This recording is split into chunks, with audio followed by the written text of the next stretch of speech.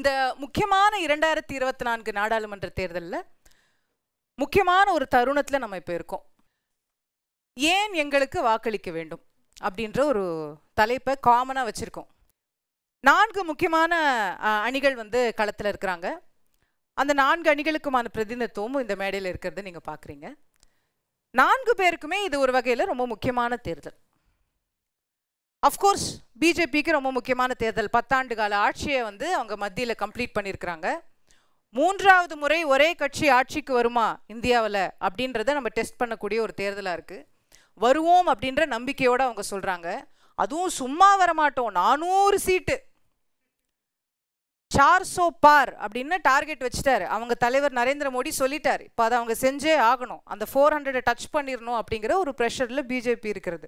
குறிப்பாக தமிழ்நாட்டில் அவங்களுடைய பலத்தை நிரூபித்து காட்டணும் அப்படிங்கிற ஒரு ஸ்பிரிட்டில் அவங்க ஓடிட்டுருக்காங்க. ஸோ அவங்களுக்கு கண்டிப்பாக ஒரு முக்கியமான தேர்தல். நாம் தமிழர் கட்சி சின்னம் மாறிடுச்சு. விவசாயி ஒலிவாங்கியாக மாறி இருக்கிறாரு. 6%, 7% கொஞ்சம் ஒரு தேர்தலையும் வளர்ந்து கொண்டே 1லேருந்து 3 ஆனாங்க, 3லேருந்து 5 ஆனாங்க, 5லேருந்து 7 ஆனாங்க, வளர்ந்து கொண்டே வரக்கூடிய கட்சி. அந்த வளர்ச்சியை அவங்களால தக்க வைக்க முடியுமா? அதெல்லாம் கொஞ்ச நாள் இப்படி வளருவாங்கங்க, அப்புறம் திருப்பி கீழே போயிடும். தேமுதிக என்னாச்சு நாங்கள்லாம் பார்க்கலையா இப்படின்னு நிறைய பேர் சொல்லிட்டு இருக்கக்கூடிய காலகட்டத்தில் கூட்டணியே வைக்க மாட்டேன்னு மீண்டும் மீண்டும் அவங்க உறுதியாக ஒரு நிலைப்பாடு எடுத்து நின்று எங்களுடைய வாக்கு வங்கி வளர்கிறது. இல்லை நாங்கள் அவங்க ஓட்டு வாங்குவாங்க, ஜெயிக்க மாட்டாங்க. என்னென்ன சொல்லுவாங்கல்ல, ஓட்டு வாங்குவாங்க, ஜெயிக்க மாட்டாங்க. இல்லை நாங்கள் ஜெயிப்போன்னு ப்ரூவ் பண்ண வேண்டிய அவசியம் அவங்களுக்கு இருக்குது. அதுவும் அவங்களுக்கு ஒரு முக்கியமான தேர்தல். அண்ணா திராவிட முன்னேற்றக் கழகம் பொதுச் செயலாளராக தன் முதல் தேர்தலை சந்திக்கிறார் திரு எடப்பாடி பழனிசாமி. ரொம்ப முக்கியமான ஒரு தேர்தல் அவங்களுக்கு. இரட்டை தலைமையிலிருந்து மாறி ஒற்றை தலைமைக்கு இதுதான் கட்சி, இப்படிதான் இருக்கு. அதுவும் இன்னொரு முக்கியமான முடிவு வேற எடுத்திருக்காரு, பிஜேபி வேண்டான்னு. இப்போ அந்த முடிவு அவங்களுக்கு பலனளிக்க போகிறதா இல்லையா? இப்போ ஒருவேளை தோத்துட்டாங்கன்னு வைங்க, இதுக்கு தான் நான் அப்பவே சொன்னேன் அப்படின்னு சொல்றது கட்சிக்குள்ளேயே 4 பேர் இருப்பாங்களா மாட்டாங்களா? இதுக்கு தான் ஓபிஎஸ் சேர்த்துருந்தா ஜெயிச்சிருக்கலாம், இதுக்கு தான் டிடிவியை சேர்த்துருந்தா ஜெயிச்சிருக்கலாம் சொல்லுவாங்க. அப்போ அவர்களுடைய வெற்றியை பலத்தை நிரூபிக்க வேண்டிய கட்டாயம் அண்ணா திராவிட முன்னேற்ற கழகத்துக்கு இருக்கிறது. திராவிட முன்னேற்ற கழகத்துக்கு என்னங்க நெருக்கடி? ஆளுங்கட்சி, இந்தியா கூட்டணி, அருமையான பலமான கூட்டணி. அவங்களுக்கு என்ன இப்போ கட்டாயம் இருக்கிறது? 3 ஆண்டு கால ஆட்சி நடைபெற்றிருக்கிறது. 40, 35 ஆனால் கூட என்ன சொல்லுவார் இன்பதுரை? என்ன ஆட்சிக்கு வரதுக்கு முன்னாடி 40 பார்த்தீங்களா, நீங்க ஆட்சி நடத்தி 5 சீட்டு குறைஞ்சிருச்சுன்னு சொல்லுவார். அப்போ நாங்கள் ஆட்சி, எங்களுடைய ஆட்சி நல்ல ஆட்சி, மக்கள் ஏற்றுக்கொள்கிறார்கள், அதே அளவுக்கான வெற்றியை திரும்ப காட்டிருக்கோம் பார்த்தீங்களான்னு சொல்ல வேண்டிய கட்டாயம் திராவிட முன்னேற்ற கழகத்துக்கு இருக்குது. ஸோ எல்லாருமே ஒரு முக்கியமான ஒரு ஸ்பிரிட்டோட, ஒரு உத்வேகத்தோட இந்த தேர்தலை எதிர்கொள்கிறார்கள். இதில் எங்களுக்கு ஏன் வாக்களிக்க வேண்டும் அப்படின்னு இந்த 4 பேச வந்திருக்கிறார்கள். நம்ம நேரடியாக நிகழ்ச்சிக்குள்ள சென்றுடலாம். ஏன் நாம் தமிழர் கட்சிக்கு வாக்களிக்க வேண்டும் என்று பேச அண்ணன் கார்த்தி அவர்களை முதலில் அழைக்கிறேன்.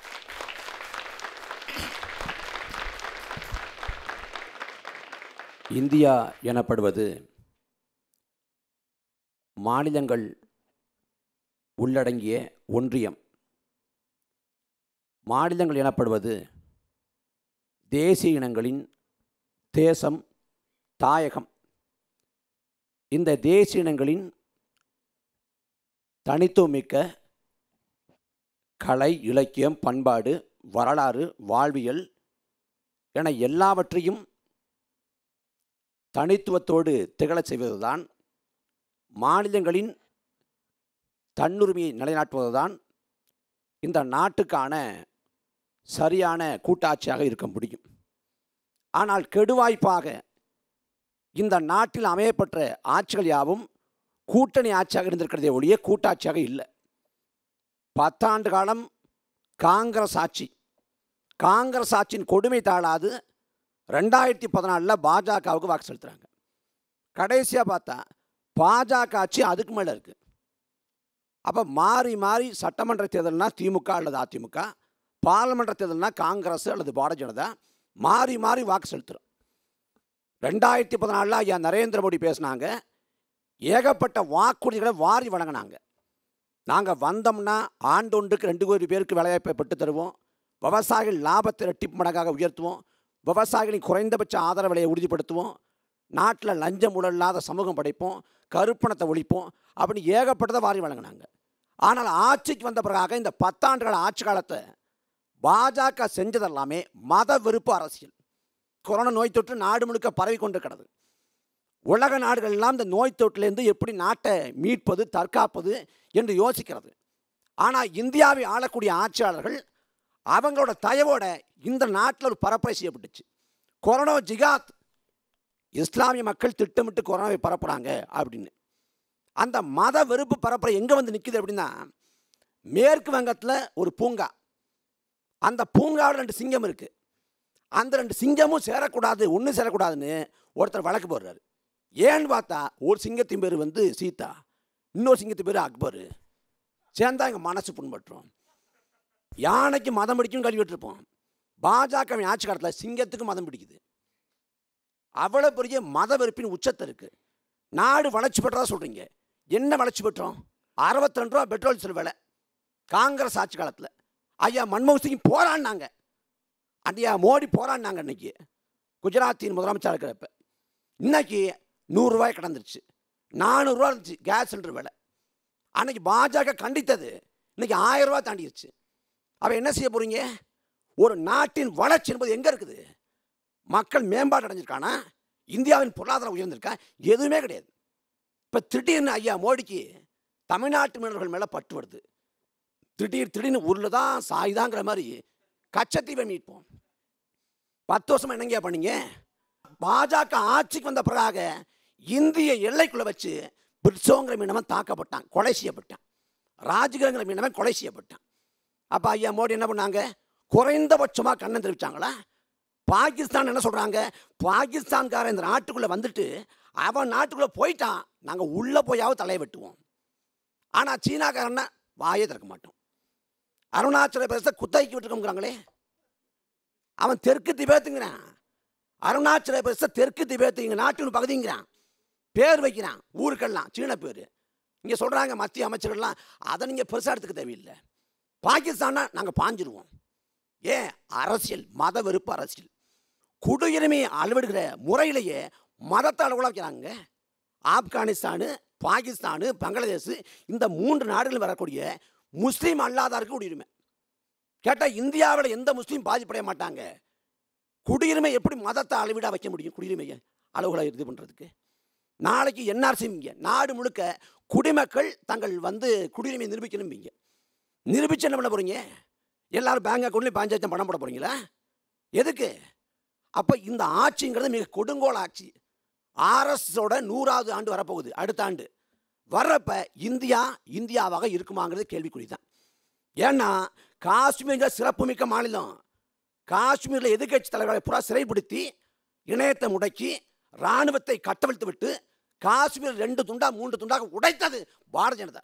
அதே போல் தமிழ்நாட்டின் பெயரை, இந்தியாவின் பெயரை தயக்கம் இல்லாமல் பாரத்துங்கிறவங்க தமிழ்நாட்டின் பெயரை தட்சிணா பிரதேசம் மாற்றினா என்ன செய்ய முடியும்? தமிழ்நாட்டு மக்கள் ஓட்டு போட மாட்டேங்கிறான் அப்படின்னு கடுப்பில் தமிழ்நாட்டை 2ஆ துண்டா மாற்ற என்ன செய்ய முடியும்? இனி ஒரு முறை பாஜகவின் ஆட்சி வந்தால் அடுத்த பார்லிமெண்ட் தேர்தல் நடக்குமாங்கிற கேள்விக்குறி வர்ற அளவுக்கு அபகரமான ஆட்சி. அப்போ பாஜக தமிழ்நாடு மட்டும் இல்லாமல் இந்தியாவோட அத்தனை மாநிலத்தையும் தோற்கடிக்கப்படணும். அப்படின்னா இந்தியா கூட்டணிக்கு ஓட்டு போடணும், அதானே? இனிமேல் தான் வர்றேன். இதில் நல்வாய்ப்பா என்னென்னா, தமிழ்நாடு, ஆந்திரா, கேரளா, கர்நாடகா, தெலுங்கானா எங்கேயுமே பாஜக இல்லை. பாண்டிச்சேரியில் இருக்குது பாஜக கூட்டணி ஆச்சு. ஆனால் அங்கே ஒரே ஒரு பார்லிமெண்ட் உறுப்பினர் தான். அப்போ தென்னக மாநிலங்களை நம்பி பாரதிய ஜனதா இல்லை. தமிழ்நாட்டில் ஒன்றுமே இல்லை. அதுவும் தமிழ்நாட்டோட முதல்வர் ஐயா ஸ்டாலின் சொன்னது போல் தமிழ்நாட்டில் பாரதிய ஜனதா சுழியம் தான். ஆனால் இல்லாத பாரதிய ஜனதாவை சொல்லி பாஜக உள்ளே வந்துடும், திமுகவுக்கு போடுங்க. பாஜக உள்ளே வந்துடும், திமுகவுக்கு போடுங்க. திமுக உறுதியோடு இருக்குமா? ஒருவேளை கெடுவாய்ப்பாக பாஜக கூடுதல் இடங்களை பெற்று தொங்கு பார்லிமெண்ட் அமைந்தால், அந்த தொங்கு பார்லிமெண்ட் அமைகிற போது அதிமுகவை தள்ளிவிட்டு ஓடி போய் ஆதரவு கொடுப்பதாக கட்சியாக திமுக இருக்கும், கட்டாயம் இருக்கும். நீங்கள் 98 என்ன பேசுறீங்க? 98 கடுமையாக பாஜகவை சாடினீங்க. வாஜ்பாய் நாகரிக முகமூடி அத்வானி நாகரிக முகமூடி. அந்த முகமூடியை கிழிச்சு பார்த்தா விஹெச்பி தெரியும், இந்துமணி தெரியும், ஆர்எஸ் தெரியும். வாஜ்பாய் ஏற்க முடியாது. இது 98ல். 99ல் ரைட் பர்சன் ராங் பார்ட்டி. யார? வாஜ்பாய். ஒரே ஆண்டில் வாஜ்பாயோட போய் சேர்ந்துட்டீங்க. திமுகவுக்கு ரெட்டை முகம், ரெட்டை நிலைப்பாடு. தமிழ்நாட்டில் என்ன பேசுவாங்க? எய்ம்ஸ் மருத்துவமனை கொண்டு வரல. இது ஐயா உதயநிதி தமிழ்நாட்டில் பேசுகிறாங்க. ஆனால் டெல்லிக்கு போனால், டெல்லிக்கு போய் ஐயா டிஆர் பாலு சொல்கிறாங்க, வெள்ளி தட்டில் வச்சு 11 மருத்துவக் கல்லூரியை மோடி கொடுத்துருக்காருங்கிறது. யார்? ஐயா டிஆர் பாலு. இங்கே தமிழ்நாட்டில் உதயநிதி ஸ்டாலின் சொல்கிறாரு, தூத்துக்குடி திருநெல்வேலி வெள்ளம் உங்கள் அப்பா வீட்டு சொத்தையாக கொடுத்த அப்படிங்கிறாரு நிர்மலா சீதாராமனை நோக்கி. இது தமிழ்நாட்டில். டெல்லியில் ஐயா டிஆர் பாலு ஒரு நிதியமைச்சர் போய் பேரிடரை பார்வையிடுறது தாங்க முறை. இது பெரிய விஷயங்க. மத்திய அரசு வஞ்சிக்கிற நோக்கத்தில் இல்லை, கரிசனத்தோடு இருக்குது, கவலையோடு இருக்குது. சொல்கிற யார்? டிஆர் பாலு, திமுகவின் நாடாளுமன்ற குழு தலைவர். அப்போ திமுக என்பது உளப்பூர்வமாக கொள்கை கோட்பாட்டோடு உறுதியாக இருக்காது. அது நாளைக்கு பாஜகவோட போனாலும் வியப்புக்கு இடமில்லை. ஏன்னா வரலாறு நடிகளும் பார்க்கலாம். ஆனால் எமர்ஜென்சியை கொண்டு வந்து நாட்டிலோட ஜனநாயகத்தை படுகொலை செஞ்சது அம்மையார் இந்திரா காந்தி. அந்த இந்திரா காந்தி நேருவின் மகளேவர்கள் நிலைநாச்சர்கள் சொல்லி ஆதரித்தது. அப்போ இங்கே பாஜக தோற்கடிக்கப்படணும். அதற்கு மாற்று திமுக இல்லை, இந்தியா கூட்டணி இல்லை. இன்னும் சொல்ல போனால் இந்துத்துவ கோட்பாட்டில் காங்கிரஸுக்கும் பாஜகவுக்கும் மாறுபாடு இல்லை. திமுக உளப்பூர்வமாக பாஜக எதிர்க்காது. இன்றைக்கி திடீர்னு நாதஸ் திருந்திட்டான்னு அதிமுக வந்து நிற்கிது. அதிமுகவை நம்ப முடியாது. நாங்கள் மக்களிந்து மக்களுக்காக வந்து நிற்கிறோம். உண்மையிலே கொள்கை கோட்பாடு இருக்குன்னா நான் ஒரே ஒரு சவால் விடுறேன், காசு கொடுக்காம தேர்தல் காலத்தை எதிர்கொள்ளுங்க. நாங்கள் ஒட்டுமொத்தமாக எங்கள் கட்சி தலைமை ஒட்டுமொத்தமாக 2 கோடி கூட பண்ணியிருக்க மாட்டோம் செலவு. அவ்வளோ கூட காசு இல்லை. ஆனால் ஒரு தொகுதிக்கு 40 கோடி வரைக்கும் செலவு பண்ணுறாங்க. உண்மையிலே ஜனநாயக மறுமலர்ச்சி அடையணும்னா, பார்லிமெண்ட்டில் மாநிலங்களுக்கான உரிமைகள் பேசப்படும்னா, பார்லிமெண்ட்டில் வந்து தமிழர்களின் குரல் ஒழிக்கப்படணும்னா ஒரே வாய்ப்பு நாம் தமிழர் கட்சி. மக்களின் வழி தாங்கி, துயர் தாங்கி, ஒளி வாங்கி செலுத்தோடு நிற்கிறோம். இந்த பிள்ளைகளை ஆதரியுங்கள். பெருந்தலைவர் காமராசரை கவியரசு கண்ணதாசன் சொன்னார், காலத்தின் கடைசி கருணையினர். காலம் ஒரு முறை கடைசியாக கருணை விட்டுருக்கிறது. அதே போல வரலாறு கொடுத்துக்கிற கடைசி வாய்ப்பு நாம் தமிழர் கட்சி. காமராசை தோற்கடித்தீர்கள், அவர்தம் பேரப்பிள்ளைகளை தோற்கடித்து விடாதீர்கள். உங்கள் சின்னம் ஒளி வாங்கி உங்களுக்கான கட்சி நாம் தமிழர் கட்சி. நன்றி அண்ணன் திரு கார்த்தி அவர்களே. நாம் தமிழர் கட்சிக்காக நிறைய விஷயங்களை அவர் வந்து பேசினார். பிஜேபி வரக்கூடாது, அதற்கு எதிர்ப்பு இவங்கெல்லாம் கிடையாது, அவங்களெல்லாம் நம்பாதீங்க, எங்களுக்கு தான் ஓட்டு போடணுங்கிற ஒரு வாதத்தை முன்வைத்திருக்கிறார். அடுத்ததாக பாரதிய ஜனதா கட்சிக்கு, தேசிய ஜனநாயக கூட்டணிக்கு நீங்கள் ஏன் வாக்களிக்க வேண்டும் என்று சொல்வதற்காக திரு ஸ்ரீகாந்த் கருணேஷ் அவர்களை அன்போடு அழைக்கின்றேன். ரொம்ப அழகாக பேசினார். இப்போ இடும்பவன் நம் கார்த்தி அன்பு தம்பி வந்து பேசின பேச்சு அப்படியே மெய் சிலிர்த்து போனேன். ஏன்னா அவர் 10 நிமிஷம் பிளந்து கட்டினார்.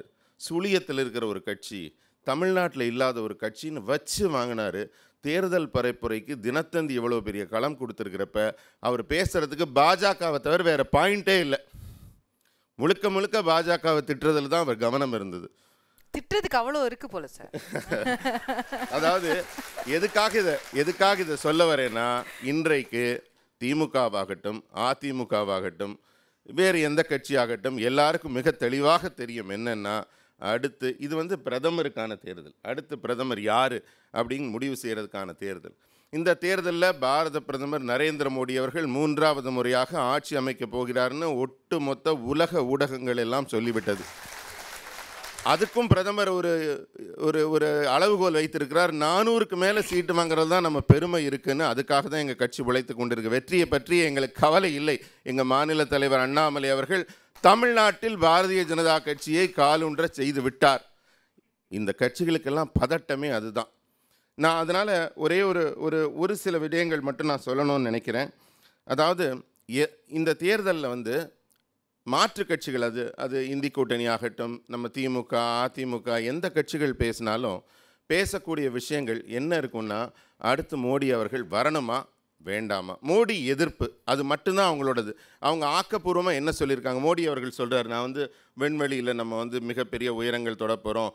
உலக பொருளாதாரத்தில் வந்து இப்போ 5ஆம் இடத்துக்கு 11ஆம் இடத்துலேருந்து 5ஆம் இடத்துக்கு முன்னேறி இருக்கோம். 3ஆம் இடத்துக்கு நான் 27 கொண்டு போயிடுவேன் அப்படிங்கிறார். இந்த மாதிரி அவருடைய இலக்குகள் எல்லாமே பாரத தேசத்தை, மக்களை முன்னேற்றுவதற்கான இலக்குகளை அவர் சொல்லிக்கொண்டே இருக்கிறார். புதிய அளவீடுகளை கொடுத்து கொண்டே இருக்கிறார். அவருக்கு குடும்பம் கிடையாது, பிள்ளைக்குட்டி கிடையாது, ஊழல் செய்ய வேண்டிய அவசியம் கிடையாது. நான் வந்து ஒரு செய்தியாளர், செய்தி வாசிப்பாளராக இருந்து தான் இந்த மேடைக்கு வந்திருக்கேன். இப்போ நான் நான் வந்து செய்தி வாசிக்கிறப்ப நண்பர்களே ரொம்ப தெளிவாக தெரியும். தினம் காஷ்மீர் செய்தி இல்லாமல் எனக்கு நியூஸே கொடுக்க மாட்டார் எங்கள் எடிட்டர். இவர் சொல்கிறார் கொஞ்ச நேரம் முன்னாடி வந்து மதவாதத்தை தூண்டுது அப்படின்னு. ராமர் கோயிலும் காஷ்மீரும் இல்லாமல் நியூஸே வராது. தினம் இருக்கும் அடி வெட்டு குத்து கொலை பாம்பு வெடிச்சுதுன்னு. இன்றைக்கி அந்த மாதிரி செய்தியெல்லாம் கேள்விப்படுறோமா இந்தியாவில்? நல்லா யோசிச்சு பாருங்கள். இன்றைக்கி காஷ்மீர் இஷ்யூ வருதா? காஷ்மீரில் குண்டு வெடிக்குதா? இந்தியாவில் குண்டு வெடிக்குதா? இந்திய மீனவர்கள், தமிழக மீனவர்கள் கொல்லப்படுறாங்களா? என்ன பிரச்சனை இருக்குது நமக்கு? அமைதியை நோக்கி, தொழில் வளத்தை நோக்கி, முன்னேற்றத்தை நோக்கி ரோடுகள் அப்படி தான் இருக்கா? கட்டமைப்பு எவ்வளோ முன்னேறி இருக்குது? நம்ம எல்லாருமே வந்து கவனம் வந்து பிரச்சனையிலேருந்து வெளியில் வந்திருக்கோம். இதுவரைக்கும் இங்கே இருந்த திராவிட கட்சிகள் நமக்கு கொடுத்த அத்தனையுமே என்னென்னா டென்ஷன்.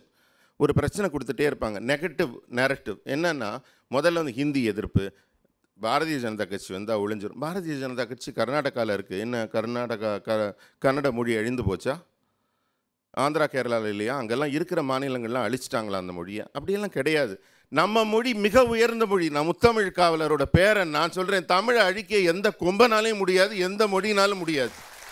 அது என்ன பாஜகவும் இந்தியும் வந்து அழிச்சிருமா என்ன? தமிழ் அவ்வளோ சாமானியமானதா என்ன? இந்த மாதிரி ஒரு பரப்புரையெல்லாம் சொல்லி மக்களை கொதிநிலையில் வச்சுருந்து எப்போ பார்த்தாலும் வந்து பாரதிய ஜனதா கட்சி வந்து அப்படியே பூச்சாண்டி வரான் அப்படின்னு ஒரு பயமுறுத்தல்லையே மக்களை வச்சுருக்காங்க. இன்றைக்கு வந்த பிறகு தான் தெரியுது, மோடி அப்படிங்கிற ஒரு நபர் இன்றைக்கு தமிழக மக்களோட அன்புக்கு நெருக்கமான நபராகிட்டார். அவரோட நான் பயணிக்கிறேன், அவரோட பல ஊர்களுக்கு போகிறேன். அங்கே போகிறப்ப மக்கள் தர்ற தன்னிச்சையான வரவேற்பு. கோயம்புத்தூர் அவர் வந்தப்போ அவர் வந்த கூட்டம், அதுக்கு வந்து பெண்கள், குழந்தைகள், வயசானவங்க ஆர்வமாக அவரை பார்க்க முன்னேறி யாரும் அழைத்து வரப்பட்டவர்கள் இல்லை. எதுக்காக சொல்கிறேன்னா, மக்களுக்கு வந்து அவருடைய ஒரு அன்பின் பிணைப்பால் ஈர்க்கப்பட்டிருக்காங்க.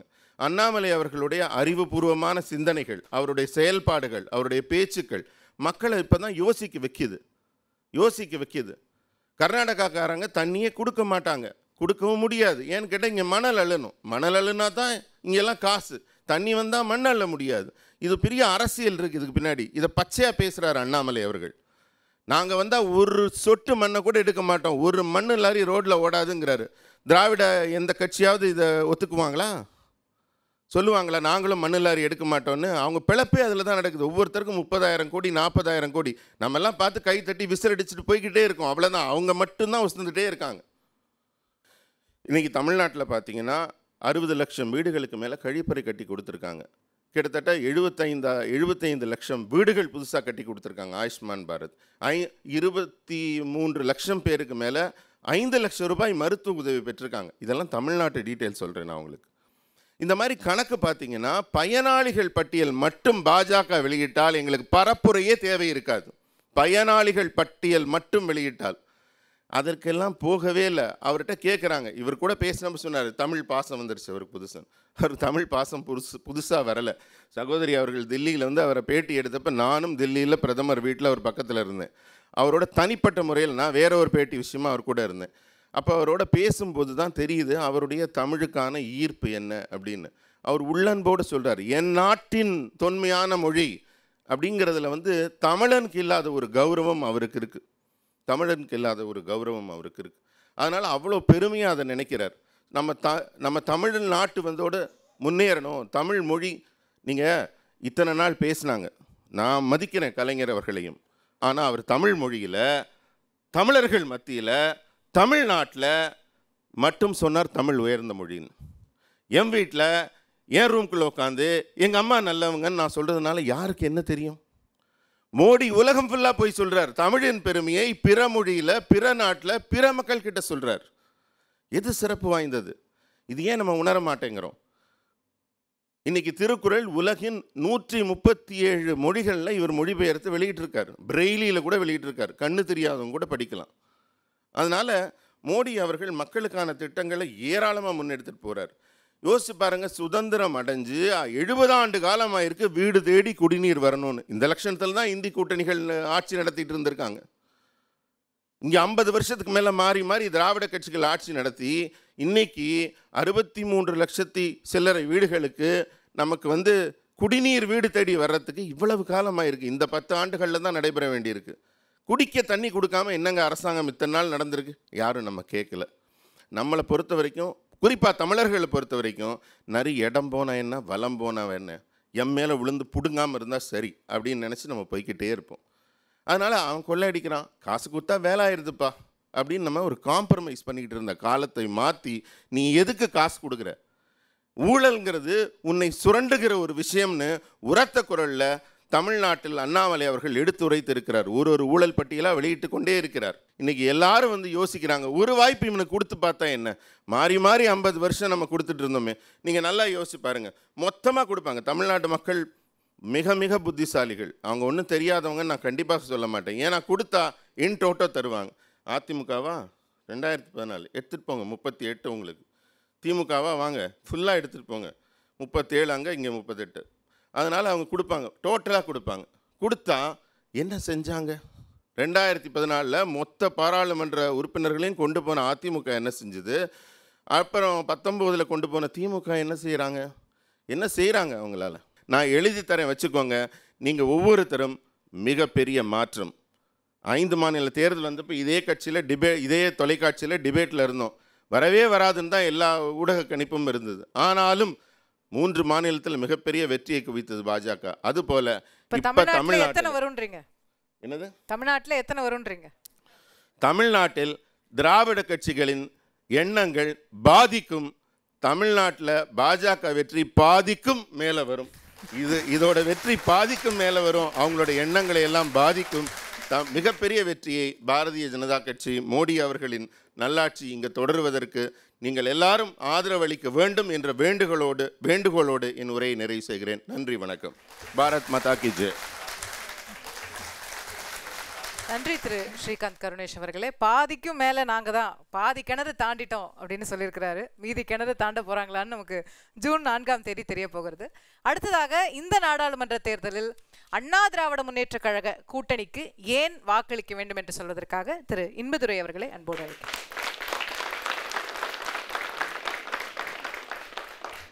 ஒரு குடிமகன் என்ன நினைப்பான், அவனுடைய விருப்பம் என்ன என்றால், காலையில் எழும்பினோன்னா அவன் வீட்டு பைப்பில் குடிநீர் வரணும், குழந்தைகளுக்கு பால் கொடுக்கறதுக்கு தட்டுப்பாடற்ற பால் கிடைக்கணும், அது விலை குறைவாக இருக்கணும், புழு இருக்கக்கூடாது.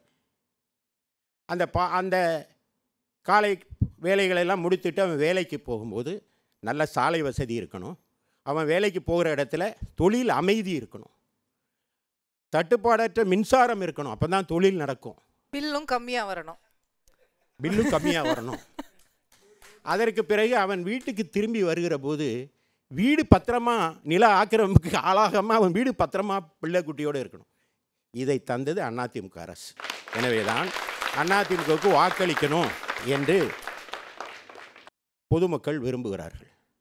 அப்போ இது மாநில தேர்தல் அல்லவே, இது மத்திய அரசுக்கு நடக்கிற தேர்தல் அல்லவா என்று ஒரு கேள்வி வரும்.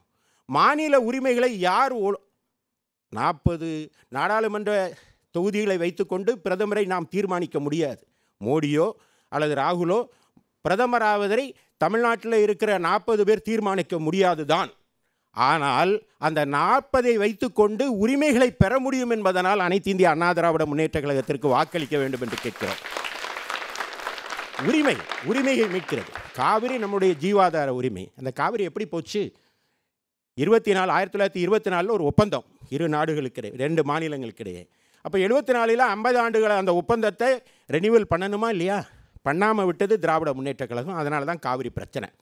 இந்த காவிரியை மீட்பதற்காக புரட்சித் தலைவி அம்மா சட்ட போராட்டம் நடத்தினார். காவிரி ஆணையம் அதை அரசியலில் வெளியிட வைத்தது. இப்படி அடுக்கடுக்காய் பல போராட்டங்கள். அது காவிரி நீர் ஒழுங்காற்று ஆணையம் அமைத்தால் தான் காவிரி நீரை திறந்து விட முடியுங்கிற நிலைமை வருகிற போது நம்முடைய அனைத்து இந்திய அண்ணா திராவிட முன்னேற்ற கழக பாராளுமன்ற உறுப்பினர் தான் பாராளுமன்றத்தை 22 நாள் ஸ்தம்பிக்க வைத்து அந்த உரிமையை பெற்று தந்தார்கள். எனவே தான் அதிமுகவுக்கு வாக்களிக்கணும்னு நாங்கள் கேட்குறோம். அதுபோல் கச்சத்தீவு, நான் கடந்த முறை கூட பேசினேன். கச்சத்தீவு என்பது திமுக ஆட்சி காலத்தில் காங்கிரஸால் ஒப்படைக்கப்பட்ட ஒரு தீவு. அது இந்திய நாட்டினுடைய உரிமை பொருள். ஆனால் அது வழக்குக்கு வரும்போது அன்றைக்கு திராவிட முன்னேற்ற கழக அரசு தமிழ்நாட்டில் இருக்குது 74.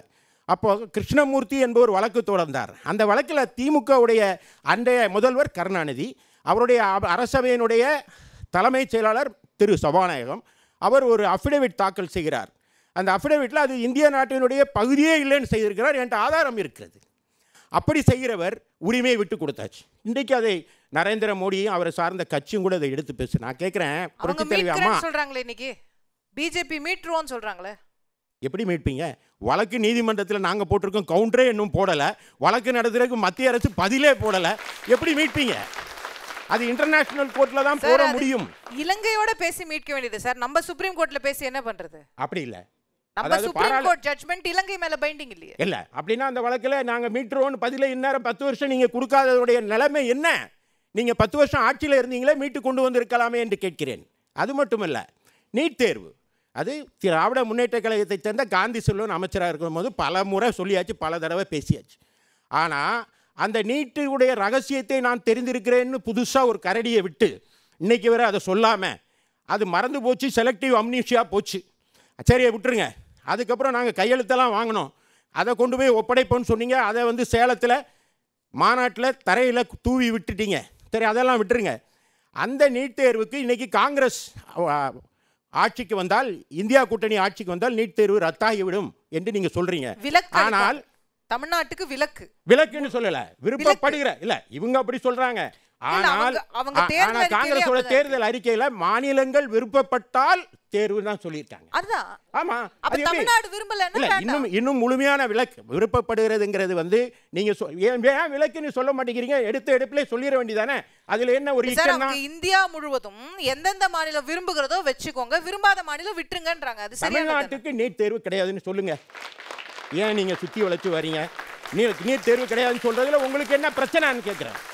நீங்கள் சொல்லலையே. அது மட்டும் இல்லாமல் மீத்தேன் ஹைட்ரோ கார்பன் திட்டம் கையெழுத்து போட்டது யார்? முதல்வர் கருணாநிதி, மு.க. ஸ்டாலின் அவர்கள் இருக்கும்போது, தொழில்துறை அமைச்சராக இருக்கும்போது கையெழுத்து போட்டது. அதை மீட்டு வந்தவர் அண்ணன் எடப்பாடியார், அனைத்து இந்திய அண்ணா திராவிட முன்னேற்ற. எனவே ஒவ்வொரு உரிமையும், ஜல்லிக்கட்டு கூட அப்படி தான். ஜல்லிக்கட்டு காட்சி பட்டியலில், அதாவது சென்ட்ரல் ஆக்ட் இருக்குது, ஸ்டேட் ஆக்ட் இருக்குது, ரெண்டும் வரும்போது அது மேலே ஒரு சட்டம் ஏற்றும் போது ஜனாதிபதியினுடைய ஒப்புதலை பெறணும். இது எல்லா வழக்கறிஞர்களுக்கு தெரியும், சட்டம் தெரிந்தவர்களுக்கு தெரியும், ஆட்சி செய்பவர்களுக்கு தெரியும். ஆனால் இதை நான் சட்டமன்றத்தில் பேசினேன். முதல்வர் ஸ்டாலின் அன்றைக்கு எதிர்க்கட்சி தலைவர், நான் பேசினேன். நீங்கள் அதை ஆட்சி நீங்கள் பெறவில்லை என்று சொன்னேன். நாங்கள் பெறவில்லை, தவறுதான் என்று பேசி சட்டமன்ற பதிவேடுகளில் இருக்கிறது. அவர் சொன்னார் நாங்கள் பெறவில்லை என்று சொன்னார். அதனால தான் ஜல்லிக்கட்டு பிரச்சனையாச்சு. அதற்கு பிறகு அதை மீட்டு கொண்டு வந்தது அனைத்து இந்திய அண்ணா திராவிட முன்னேற்ற கழக அரசு. இப்படி ஒவ்வொன்றாய் அடுக்கிக் கொண்டே போகலாம். இந்த 7 பேர் விடுதலை இன்பவனம் கார்த்தி கவனிக்கணும். உங்களுடைய கொள்கைகளில் ஒன்று இலங்கை தமிழர் நலன். அந்த 7 பேர் விடுதலையை சாத்தியமாக்கியது யார்? புரட்சி தலைவி அம்மா. நீங்கள் விடலைன்னா நான் திறந்து விட்டுருவேன்னு சொல்கிற ஆண்மை அதிமுகவுக்கு மட்டுமே இருந்தது. அதைத்தான் இன்றைக்கு 7 பேர் விடுதலை ஆகியிருக்காங்க என்று அடுக்கிக் கொண்டே போகலாம். 11 மருத்துவக் கல்லூரிகள் அது அதிமுகவுடைய அழுத்தத்தால் கிடைத்தது. தங்கத்தட்டில் வச்சு கொடுத்தீங்கன்னு இன்றைக்கி டிஆர் பாலு போய் சொல்கிறாரே. அந்த 11 மருத்துவக் கல்லூரிகள் ஏன் நீங்கள் ஆட்சியில் இருந்தீங்களா அப்போல்லாம் பெற முடியலையே? எய்ம்ஸ் மருத்துவமனை கூட வரல, அது செங்கலை காமிக்கிறீங்க. அது உங்களுக்கும் அவருக்கும் உள்ள பிரச்சனை. இதில் இங்கே இப்போ என்ன பிரச்சனைனா, தமிழ்நாட்டில் உங்களுக்கு கிரெடிட் இல்லை, செங்கல் மட்டும் அவங்க பிரச்சனை இல்லை. தமிழ்நாட்டில் என்ன நடக்குன்னா, ஒரு வீக்கான எதிரி இருந்தால் நல்லாது அப்படின்னு சொல்லி திமுக நினச்சி அவங்கள சீண்டிக்கிட்டே இருந்து அவங்களும் உடனே கருன்னு பாய அவங்க 2 பேருமே களத்தில் இருக்கிற மாதிரி ஒரு தோற்றத்தை உருவாக்குகிறார்கள். உண்மை நிஜம் அதுவல்ல. நீ களத்தில் போய் பார்த்தா தெரியும். அதிமுக களத்தில் முன்னணியில் இருக்கிறது, களத்தில் முன்னணியில் இருக்கிறது. இவர் தொடர்ந்து சொல்லிகிட்டே வரலாம். தமிழ் வளர்ச்சி தொடர்ந்து தமிழுக்கு தொண்டாட்டி வாங்க, உங்கள் மேட்டருக்கும் வரேன். அவர் பேசுகிறாரு தமிழுக்கு. மோடி தமிழ், அவரே தன்னுடைய செல்ல தமிழில் தமிழர்களுக்கு வணக்கம் என்று சொல்லும்போது சந்தோஷமாக இருக்குது. ஆனால் அவர் விடுற ட்ரெயின் அந்தியோதியாங்கிறான், தேஜஸ்ங்கிறான். ஏன் எங்கள் ஊர் திருநெல்வேலிக்கு ஒரு ட்ரெயின் விட்டுருக்காரு, அது பேர் என்னன்னா வந்தே பாரத். ஏன் நீங்கள் தாமிரவர்ணின்னு விடுங்களேன் சார், உங்கள் தமிழ் விருப்பத்தை அதில் காமிங்களேன். ஏன் காமிக்க மாட்டேங்கிறீங்க? சதாப்தி எக்ஸ்பிரஸ்லாம் வந்தப்போ என்ன எதிர்க்கல? இல்லை, தமிழை அவங்க அதாவது மத்தியில் யார் இருந்தாலும் அவர்கள் இந்தியை திணிப்பவர்களாக இருக்கிறார்கள் என்பதுதான். காங்கிரஸ்னாலும் சரி, பாஜக. அதனால தான் நாங்கள் தேசிய கட்சியே வேண்டாம் சாமி என்று நாங்கள் தனித்து நிற்கிறோம். ஏன்னா அதனால் எங்களுக்கு எந்த பிரயோஜனம் இல்லை. இப்போ காங்கிரஸ் ஆட்சி கர்நாடகாவில் நடந்துட்டுருக்கு. அவங்க சொல்லிட்டாங்க, தேர்தல் அறிக்கையிலே சொல்லிட்டாங்க, நாங்கள் இது அபாயமணி தமிழர். ஏன்னா தமிழர் உரிமை பற்றி பேசும்போது மணி அடித்து உட்காருன்னு சொன்னால் அது அபாயமணி. கர்நாடகாவில் மேகதாது அணையை கட்டுவதா அவங்க ஒரு தேர்தல் அறிக்கையை விட்டுருக்காங்க. இங்கே இருக்கிற செல்வ பெருந்தையை கூட்டு, ஏன்பா இப்படி ஒரு அறிக்கை விட்டால் நான் எப்படிப்பா இங்கே ஓட்டு வாங்க முடியும், நீ வெளியே போப்பான்னு சொல்கிற ஆண்மை ஸ்டாலினுக்கு இல்லையே. எனவே தான் தமிழர்கள் உரிமையை காப்பதற்காக அனைத்து இந்திய அண்ணா திராவிட முன்னேற்ற கழகம் களத்தில் நிற்கிது. களத்தில் முந்தி நிற்பது அதிமுக, உரிமைகளை மீட்டு தந்தது அடுக்கடுக்காய் சொல்லியிருக்கிறேன். எனவே அனைத்து இந்திய அண்ணா திராவிட முன்னேற்ற கழகத்திற்கு ஆதரவு தாருங்கள். தமிழகம் காப்போம், தமிழர் உரிமையை மீட்போம் என்ற கோஷத்தோடு நாங்கள் இருக்கிறோம். இடும்பாவனம் கார்த்தி, அது ஓட்டப்பை. நீங்கள் வாங்குகிற 6%, 7% எங்கூட சேர்ந்தா இந்த தவறான மக்கள் விரோத அரசுகளை அகற்றி விடலாம் என்பதை அந்த சித்தாந்தத்தை இல்ல இப்போது பார்த்து கொண்டு இருக்கிற தமிழர்களுக்கு நான் அறைகோலாக சொல்கிறேன். நல்லவங்க தான் பேசிட்டு அப்படியே இருக்கட்டுமே, ஓட்டை இங்கே போடுங்க, அதிமுகவுக்கு போடுங்க. அதன் மூலமாக தமிழர் உரிமையை மீட்க முடியும் என்று சொல்கிறேன். வாய்ப்புக்கு நன்றி.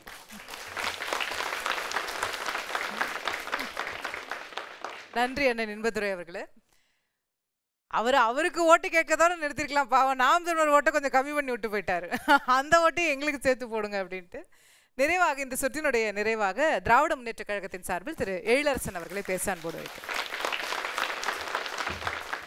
ஒருத்தர் பேசிட்டு அடுத்தவங்களுக்கு கவுண்டர் கொடுக்கலான்னு பார்த்தா 3 பேருமே பேசி முடிச்சுட்டு கவுண்டருன்ற மாதிரி வருது. என்னென்னா எல்லாருக்குமே கொடுக்கலான்றதை விட எனக்கு ரொம்ப ரொம்ப பிடிச்சது அண்ணன் இன்பதுரைக்கு தான் நிறைய கொடுக்க வேண்டி வருது. அவர் பேசுகிற பொழுதெல்லாம் சொன்னார், குடிநீர், பால் நல்ல விலையில் கிடைக்கணும், சாலை வசதி இருக்கணும், அப்புறம் மின்சாரம் இருக்கணும், அதுக்கு தொழிற்சாலை இருக்கணும், அங்கே போய் வேலைக்கு போயிட்டு வரணும், வரும்போது வீடு இருக்கணும், அது எந்த விதமான ஆக்கிரமிப்பும் இருக்கக்கூடாது, இதையெல்லாம் பார்த்து கொண்டது அதிமுக அப்படின்னு சொல்லிட்டு. ஆனால் 2021 ஏன் இதெல்லாம் கொடுத்து அதிமுகவை தூக்கி வெளியில் போட்டாங்க, ஜனங்க வேண்டான்னு சொன்னாங்கன்றது தான் இப்போ முதல் கேள்வி. நீங்கள் ஏற்கனவே இழந்துட்டு உட்காந்துட்ருக்கீங்கன்னா காரணம் நீங்கள் எதையும் செய்யவில்லை என்பதனால்தான் உங்களை தமிழ்நாட்டு மக்கள் புறக்கணித்து விட்டு திராவிட முன்னேற்ற கழகத்தின் எங்கள் தலைவரின் தலைமையிலான ஆட்சியை அமைப்பதற்கு வாய்ப்பை கொடுத்துருக்கிறார்கள். மிக அழகாக சொன்னாங்க, நீட் தேர்வை விலக்கு என்று சொல்லுது. திராவிட முன்னேற்ற கழகத்தினுடைய தேர்தல் அறிக்கையில் மிக தெளிவாக சொல்லியிருக்கிறது, எங்களுக்கு ரத்து செய்யப்படும் கிடையாது. திமுகவினுடைய நிலைப்பாடு தமிழ்நாட்டிற்கு வேண்டாம், அதை நாங்கள் எங்கள்தில் சொல்லியாச்சு. காங்கிரஸ் கட்சியினுடைய நிலைப்பாடாக என்ன சொல்கிறது என்றால், அது மாநில அரசுகளை மதிக்கக்கூடிய வகையில் அந்தந்த மாநிலங்களில் அதற்கான உரிமைகளை வழங்குகிறேன், ஏனென்றால் அப்படி விரும்புகிற மாநிலத்திற்கு தேர்வும் விரும்பாத மாநிலங்களுக்கு தேர்வில்லை என்று சொல்லுகிற வாய்ப்பை அவர்கள் தருகிறார். அவங்க தனியாக தமிழ்நாட்டிற்கு ஆந்திராவிற்கு அப்படின்னு சொல்கிறதுக்கு அவங்க வரலை. நீங்கள் ஜல்லிக்கட்டுக்கு உரிமை பெற்றுக் கொடுத்தேன் என்று பெருமையோடு சொல்லிக் கொள்கிறீர்களே, அதை தமிழ்நாட்டினுடைய சட்டப்பேரவையிலே அதிமுகவின் சட்டப்பேரவை உறுப்பினராக அவரும் ஆளுங்கட்சியில் எதிர்க்கட்சி சட்டமன்ற உறுப்பினர் நாங்களும் இருந்து நாம் எல்லோரும் சேர்ந்து நிறைவேற்றி அனுப்பிய அந்த தீர்மானத்தை, சட்ட மசோதாவை இரவோடு இரவாக கொண்டு போய் சேர்த்து அன்றைக்கு அதே ஒப்புதலை பெற்று வந்த நீங்கள் நீட் தேர்வுக்கு அதே போல் ஒரு சட்டத்தை நீங்களும் ஏற்றினீர்கள், நாங்களும் ஆதரவு தெரிவித்தோம். பிப்ரவரி மாதம் நிறைவேற்றி அனுப்பியதை செப்டம்பர் மாதத்தில் திருப்பி அனுப்பிவிட்டாச்சு, ஒரு வாய்க்கு கூட திறக்கலை. 2019 நீதிமன்றம் செல்லுகிற வரையிலும் நீதிமன்றத்தில் சென்ட்ரல் கவர்மெண்ட் ஸ்டாண்டிங் கவுன்சில் சொல்கிறார், நாங்கள் ஏற்கனவே திருப்பி அனுப்பிவிட்டோம், அது முடியாது அப்படின்னு சொல்கிற வரையிலும் அதை குறித்து வாய் திறக்காமல் வாய்மூடியாய் அதை அப்படியே ஆமோதித்து அமைதியாக இருந்தார்களே பாஜகவினுடைய அன்றைக்கு எல்லாவற்றுக்கும் செவிசாய்த்து கொண்டு இருந்தார்கள். ஏனென்றால் அவர்களை மீறி இருந்தால் அடுத்த நாள் ஆட்சி போய்டுன்ற பயம். அதனால அதெல்லாம் சொல்றாரு எடப்பாடி. ஆமாம், அது பேர் தான் அந்த அடிமைத்தனத்துக்கு பேர் கூட்டணி தர்மம். நல்ல வார்த்தைகள்லாம் நிறைய இருக்குது. அவங்களோட கூட்டணி தர்மத்தை சொன்னோம்னா ரொம்ப கொடுமை. இது கூட்டணி தர்மன்றது எனக்கு தெரிஞ்சு எப்படின்னா, ஒன்றா இருக்கும்போது பேசுறது, ஆனால் வெளியில் வந்துட்ட பிறகும் சொல்கிறாரு பாரு எங்கள் அண்ணன் எடப்பாடியார். என்ன சொல்கிறாருன்னா, அவர் ஐயா கூட்டணி தர்மம் நாங்கள் கடைப்பிடிக்கிறதுனால் அதனால் நான் எதிர்த்து பேச மாட்டேன். இப்போ ஏன் எதிர்க்கலை அப்படின்னா, நான் எதிர்கட்சி ஆகிட்டேன் அதனால் நான் எதிர்க்க மாட்டேன். ஐயோ கொடுமைங்க. அப்போ ஏன் எதிர்க்கலை, நான் ஒன்றா இருந்தேன் பண்ண மாட்டேன். இப்போ ஏன் எதிர்க்கலை, நான் எதிர்கட்சியாக இருக்கிறேன் பேச மாட்டேன். ஏன்னா ஆளுங்கட்சி மட்டும்தான் எதிர்க்கணுமா? என்ன இது, இப்படி ஒரு ஸ்டாண்டு உண்டா? எனக்கு தெரியல. ரகசியம் என்று சொன்னார்கள். ஏன் நீட் தேர்வை நீங்கள் கைவிட்டீங்க, ஏன் விட உங்களால் ப்ரொசீட் பண்ண முடியல அப்படின்ன பொழுது அதற்கு சொல்லப்பட்ட காரணங்கள் சரியான தரவுகள் இல்லை, என்ன அடிப்படையில் நீங்கள் கேட்கிறீர்கள் என்றெல்லாம் சொல்லி அதை ரிஜெக்ட் பண்ணாங்கன்னு சொன்னாங்க. நீதிமன்ற வழக்குகளில் சொல்லப்பட்டது.